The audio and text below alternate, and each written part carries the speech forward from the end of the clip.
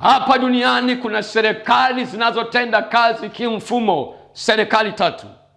Kuna serikali za wanadamu, lakini kuna serikali ya ufalme wa nuru inayoongozwa na Yesu Kristo, lakini kuna serikali ya ufalme wa giza inayoongozwa na shetani mwenyewe wa Ibilisi. Na hizi serikali zote zinatenda kazi kimfumo.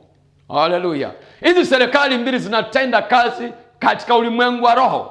Kwa nje ya ulimwengu wa roho huwezi kushinda ufalme wa giza. Haleluya! Kwa nini tunajifunza kwa habari ya utendaji wa ufalme wa giza?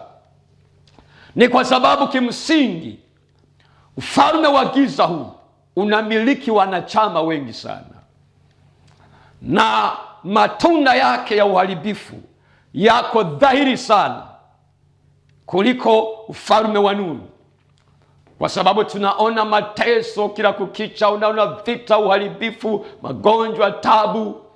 Dunia imeonekana kama ni mahali pa vurugu, ni mahali pa mateso, mahali ambapo kama si Mungu alikusudia wanadamu waishi kwa furaha.